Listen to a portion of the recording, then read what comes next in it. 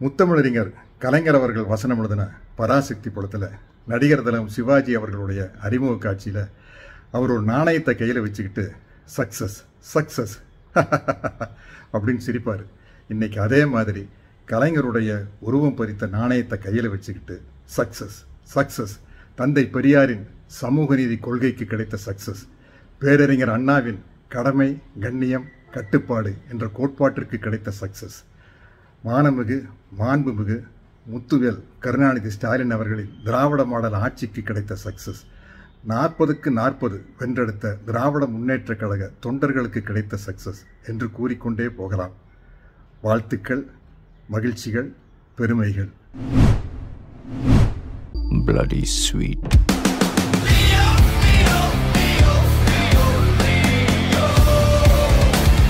என்னப்பா கெட்டப்க்கு மேல கெட்டப்பா, இந்த சர்ப்ரைஸை நாங்க எதிர்பார்க்கலையே.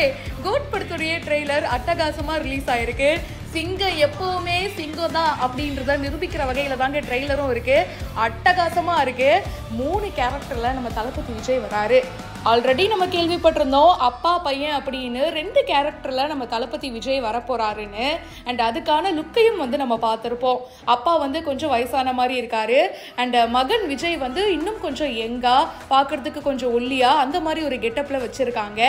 அப்படி இருக்கும்போது 3வது கெட்டப்பு இன்னும் யங்கான ஒரு விஜய்ங்க.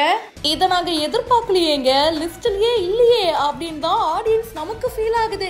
ட்ரெய்லரை பார்க்கும் போதே தெரியுது நம்ம தளபதி விஜய் ஒரு ரா ஏஜென்ட்டா வராரு. ஒரு ஸ்பெஷல் ஆன்டி டெரரிஸ்ட் ஸ்குவாடை அவரு லீட் பண்ற மாதிரி இருக்கு. ஸோ அதுல ஏதோ ஒரு மிஷன்ல மாட்டிக்கிறாங்க, சண்டை நடக்குது. அதுல இருந்து எப்படி வெளியில வராங்க, பழி வாங்கினாங்களா, இதுதாங்க கதை. அப்பாவும் பையனும் சேர்ந்து பழி வாங்குற மாதிரி தான் அமைஞ்சிருக்கு.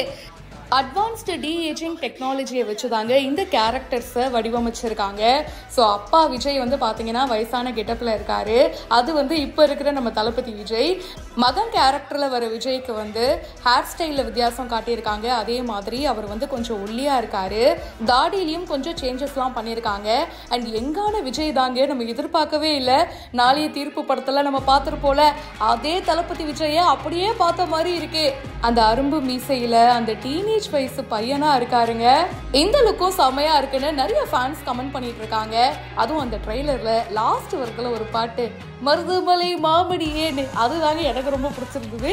உங்களுக்கு இந்த ட்ரெய்லர்ல என்ன விஷயம் பிடிச்சிருந்தது கமெண்ட் பாக்ஸ்ல மறக்காம பிரியா என் கூட ஷேர் பண்ணுங்க. மேலும் பல இன்ட்ரெஸ்டிங்கான விஷயங்களுக்கு பிஹைண்ட் இப்பவே ஃபாலோ பண்ணுங்க.